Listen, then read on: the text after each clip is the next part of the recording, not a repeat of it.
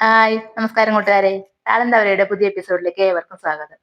ഇന്ന് ഞാൻ സോയാ കറി ഉണ്ടാക്കുന്നതിന്റെ റെസിപ്പി ആയിട്ടാണ് വന്നിരിക്കുന്നത്. അതിന് വേണ്ടുന്ന ചേരുവകൾ എന്തൊക്കെയാണെന്നും അത് ഉണ്ടാക്കുന്നത് എങ്ങനെയാണെന്ന് നോക്കാം നമുക്ക്. അപ്പൊ വീഡിയോയിലേക്ക് പോകും മുമ്പ് കൂട്ടുകാർ ഒന്ന് ലൈക്ക് ചെയ്യാനും ആദ്യമായിട്ട് കാണുന്ന കൂട്ടുകാരാണെങ്കിൽ ഒന്ന് സപ്പോർട്ട് ചെയ്യാനും മറക്കല്ലേ. അപ്പൊ പോകാം വീഡിയോയിലേക്ക്. രണ്ട് തക്കാളി വേവിച്ചെടുക്കാൻ വെച്ചിട്ടുണ്ട്. വേവിച്ചെടുത്ത് ഇതിന് പേസ്റ്റ് ആക്കാനാണ് നമുക്ക് സോയാക്ക് ചേർക്കാൻ വേണ്ടിയിട്ട്.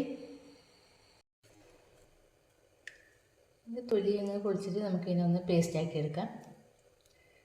ചൂട് തണിഞ്ഞിട്ടായത്.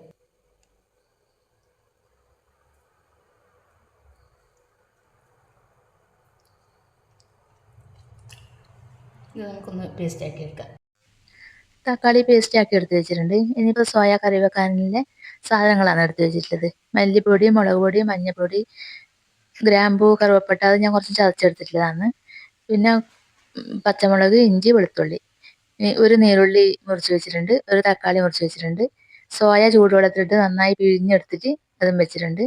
പിന്നെ ഉപ്പ്, വെളിച്ചെണ്ണ. പാൻ അടുപ്പത്ത് വെക്കാം നമുക്ക്. എണ്ണ ഒഴിച്ചിട്ടുണ്ട് ചട്ടിയിലേക്ക്.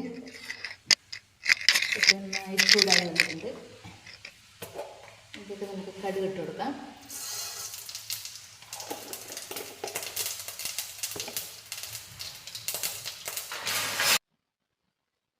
ഒരു തണ്ട് കറിവേപ്പില കൂടി ഒരു അതിൽ.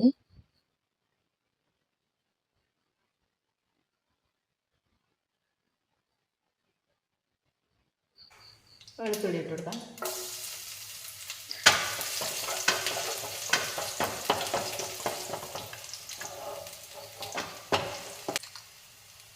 ഗ്രാമ്പൂ, കറുവപ്പട്ട എല്ലാം കൂടി ഇട്ടില്ലേ. കുറച്ച് ചതച്ചെടുത്തിട്ടുണ്ട് ഞാൻ.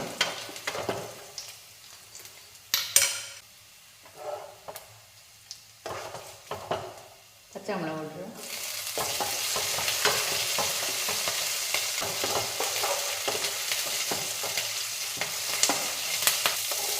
നീരുള്ളി ഇട്ട് കൊടുക്കാം നമുക്ക്.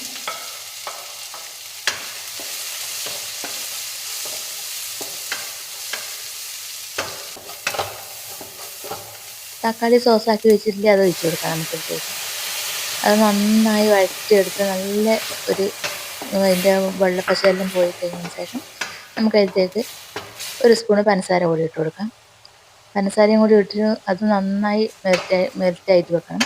അന്നേരം അങ്ങനെ ആയിക്കഴിഞ്ഞാൽ നമുക്കിത് തക്കാളി സോസിൻ്റെ ഒരു ടേസ്റ്റ് കിട്ടും. അത് നല്ലോണം ചൂടാക്കി നല്ലൊരു മെൽറ്റായിട്ട് എടുക്കണം. അന്നേരം നമുക്കത് നല്ലൊരു ടേസ്റ്റിൽ കിട്ടും. തക്കാളി സോസ് ഒഴിച്ച് ഉണക്ക തന്നെ ഉണ്ടാവില്ല, കണ്ടില്ലേ. ഇപ്പോൾ തക്കാളി സോസ് ഒഴിച്ച് ഉണക്കില്ലേ. ഇനിയിപ്പോൾ നമ്മൾ ഇതിലേക്ക് കുറച്ച് മഞ്ഞൾപ്പൊടി ചേർത്ത് കൊടുക്കുന്നുണ്ട്. നല്ല ഇത് അതിന് ശേഷം മഞ്ഞൾപ്പൊടി ചേർത്ത് കൊടുക്കാം.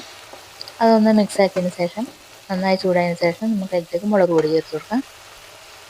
മുളക് പൊടി ഇട്ട് നന്നായി മിക്സ് ആക്കിയതിന് ശേഷം അതിലേക്ക് നമുക്ക് മല്ലിപ്പൊടി എടുത്ത് വെച്ചിട്ടുണ്ട്, അത് ചേർത്ത് കൊടുക്കാം. ഇതെല്ലാം ചേർത്തതിന് ശേഷം നമുക്ക് ഇതിൻ്റെ പച്ചച്ചോയ മാറും വരെ നമുക്ക് ഇളക്കിയെടുക്കാം. ഇതിൻ്റെ പച്ചച്ചോയ മാറുന്ന സമയത്ത് നമുക്ക് സോയാ സോസ് ഒഴിച്ച് കൊടുക്കാം. ഒരു 2 സ്പൂണ് സോയാ സോസ് ഒഴിച്ച് കൊടുക്കാം. അത് ഒഴിച്ച് കൊടുത്തിട്ട് അത് നന്നായി മിക്സ് ചെയ്യാം. മിക്സായി അരവിൽ ഈ ശകലം പിടിച്ച് നല്ല ഒരു ജോയിൻ്റ് ആയി എന്ന് കാണുമ്പോൾ അതിലേക്ക് നമുക്ക് കുറച്ച് ഉപ്പിട്ട് കൊടുക്കാം. ഉപ്പിട്ട് കൊടുത്തിട്ട് അത് നന്നായി ഇളക്കി മിക്സാക്കാം. എല്ലായിടത്തും അത് ചേർന്ന് കാണുന്ന സമയത്ത് നമ്മൾ നേരത്തെ അരിഞ്ഞ് വെച്ചിരുന്ന ഒരു തക്കാളി ഉണ്ടല്ല, അതും കൂടി ചേർത്ത് കൊടുക്കാം. തക്കാളി നല്ലോണം ഉടഞ്ഞ് ഇതാവണമെന്നില്ല, നമ്മൾ നേരത്തെ തക്കാളിയുടെ ജ്യൂസ് എടുത്ത് ചേർത്തിട്ടുണ്ടല്ലോ. അപ്പോൾ അതുകൊണ്ട് ഇതങ്ങനെ കുറച്ചും അങ്ങനെ ഒരു കടിക്കാൻ കിട്ടുന്ന പരുവത്തിലായാലും പ്രശ്നമില്ല. അങ്ങനെ അതിന് ശേഷം നമുക്ക് ഇതിലേക്ക് ലേശം വെള്ളം ചേർത്ത് കൊടുക്കാം. ഒരുപാട് വെള്ളം ചേർക്കണ്ട, നമുക്കിതങ്ങനെ ഒരു ചെറിയൊരു കുറുങ്ങനല്ലേ ഗ്രേവിയിലാണ്. വെള്ളം ചേർത്ത് കൊടുത്തിട്ടുണ്ട്. അതിൻ്റെ കൂടെ നമുക്ക് നേരത്തെ പിഴിഞ്ഞ് വെച്ചിരിക്കുന്ന സോയ ഉണ്ടല്ലോ, അതും കൂടി ചേർത്ത് കൊടുക്കാം. അത് ചേർത്ത് കൊടുത്തിട്ട് നന്നായി ഇളക്കി മിക്സാക്കി നല്ല ഒരു കുറുങ്ങനെ ഒരു ചാറ് ഇതിൻ്റെ പരുവത്തിലേക്ക് എത്തും. ആ സമയത്ത് നമുക്ക് അതിലേക്ക് ലേശം നേരത്തെ നമ്മൾ അരിഞ്ഞ് വെച്ചിരിക്കുന്ന മല്ലിയില ഉണ്ടല്ലോ, അത് കൂടി ഇട്ട് കൊടുക്കാം. അതിട്ട് കൊടുത്തിട്ട് കുറച്ച് സമയം നമ്മൾ തീ സിമ്മിൽ വെച്ചിട്ട് ഒന്ന് നമ്മൾ അതിനെ വഴറ്റിയെടുക്കാം. കുറച്ച് അതിൻ്റെ ഗ്രേവി കുറുകാൻ വേണ്ടിയിട്ടാണ്. ഇത് ഒരുപാട് ഗ്രേവി വേണ്ട, ഇങ്ങനെ കുറച്ചും കുറുകാൻ വേണ്ടിയിട്ടാണ്. നല്ല അടിപൊളി സോയ കറി ആയിട്ടുണ്ട്. അപ്പോൾ എല്ലാവരും ഒന്ന് ഇങ്ങനെ ഉണ്ടാക്കി നോക്കണം. എങ്ങനെ ഉണ്ടായിരുന്നു എന്നിട്ട് ഒന്ന് കമൻറ്റ് ചെയ്യണേ.